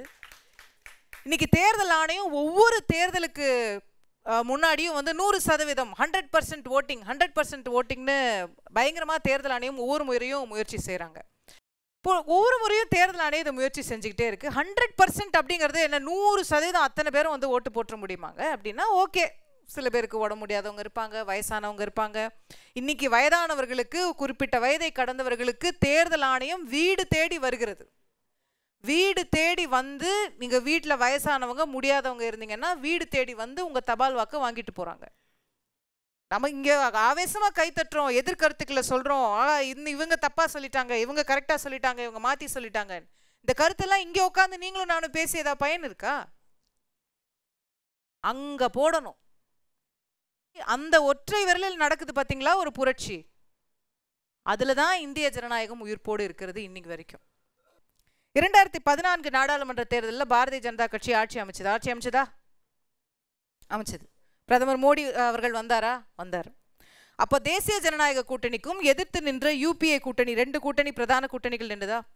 ஒரு கூட்டணிக்கும் இன்னொரு கூட்டணிக்கும் வாக்கு வித்தியாசம் என்பது 15%. இந்தியா முழுக்க வாக்கே செலுத்தாதவர்கள் 34%. ரைட்டா? 2019 அதே பிரதமர் மோடி அவர்கள் மீண்டும் ஆட்சிக்கு வந்தாரா? 2019 தேசிய ஜனநாயக கூட்டணிக்கும் எதிர்த்து நின்ற காங்கிரஸ் கூட்டணிக்கும் வாக்கு வித்தியாசம் 16%. இந்தியாவில் வாக்கே செலுத்தாதவர்கள் 33%. தமிழ்நாட்டையே விடுவானே. 2021 இப்போ நடந்து முடிஞ்சது இல்லையா சட்டமன்ற தேர்தல். அதிமுக அடிக்கடி சொல்லிக்குவாங்க, எங்களுக்கு வித்தியாசமே 3% தான், 3%த்தில் நாங்கள் வந்து விட்டுட்டோம், இந்த வாட்டி விட்டுட்டோம்னு சொல்லுவாங்க. அந்த 3% அங்கே ஆட்சி எழுந்தாங்க இல்லையா, தமிழ்நாட்டில் ஓட்டே போடாதவர்கள் 26%. 2016 அவங்க ஆட்சியும் சொல்லிடுறேன், அப்புறம் அண்ணன் கோச்சுக்குவார். 2016 அதிமுக ஆட்சி அமைக்கிறது. ஜெயலலிதா அவர்கள் 2வது முறையாக முதலமைச்சராக வராங்க. 1% திராவிட முன்னேற்ற கழகம் ஆட்சியை தவற விட்டது, ஒரே 1%. ஆனால் அந்த தேர்தலில் தமிழ்நாடு முழுவதும் ஓட்டே போடாதவங்க 25%. இப்போ சொல்லுங்க, உண்மையில தேர்தலை நம்மளா தீர்மானிக்கிறோம்? ஓட்டே போடாதவங்க தான் தீர்மானிக்கிறாங்க. யாரெல்லாம் ஓட்டு போடாமல் ஜாலியாக வீட்டில் உட்காந்துருக்காங்களோ அவர்களால் தீர்மானிக்கப்படுகிறது இந்திய தேர்தல் களம். ஆகவே உங்களுக்கு வேண்டிய ஒரு மாற்றம் வர வேண்டும் அப்படின்னா, இல்லை உங்களுக்கு வேண்டிய ஒரு கட்சி ஆட்சிக்கு வர வேண்டும் அப்படின்னா, இல்லை உங்களுக்கு வேண்டிய இந்த கட்சியே தொடரணும்னு நீங்கள் ஆசைப்பட்டீங்கன்னா நீங்கள் தான் போய் ஓட்டு போடணும். தமிழ்நாட்டிலேயே அதிகம் படித்த தொகுதியான தென் சென்னை தான் மிக குறைவாக ஓட்டு போடுது ஒரு தேர்தல்லையும். இதை நம்ம எங்கே போய் சொல்ல போகிறோம்? யார்கிட்ட போய் கேட்க போகிறோம்? இந்த 4 பேர்கிட்டையும் திருப்பி நம்ம உரிமைகளை நம்ம போய் சண்டை போட்டுட்டு இருக்க போகிறோமா அந்த ஒரு நாளை விட்டுட்டு? தயவு செய்து அனைவரும் வாக்களியுங்கள். உங்களுக்கு பிடித்தவர்களுக்கு வாக்களியுங்கள், உங்கள் மனசாட்சிப்படி வாக்களியுங்கள். ஆனால் தயவு செய்து வாக்களியுங்கள் அப்படிங்கிறத கேட்டுக்கொண்டு, நம்ம 60 ஒரு காலத்தில் 50% தான் ஓட்டிங் பர்சன்டேஜ் இருந்தது, 60-70க்கு வந்துட்டோம். இன்னும் 80-90 நோக்கி போவோம். உண்மையான ஜனநாயகத்தை உருவாக்கும் என்று உங்களை அனைவரையும் அன்போடு கேட்டுக்கொண்டு, இந்த மேடையை அலங்கரித்த உங்கள் 4வருக்கும் நன்றியை தெரிவித்து, அருமையான பார்வையாளர்களாக இருந்த உங்களுக்கும் நன்றியை தெரிவித்து நிறைவு செய்கின்றோம். நன்றி.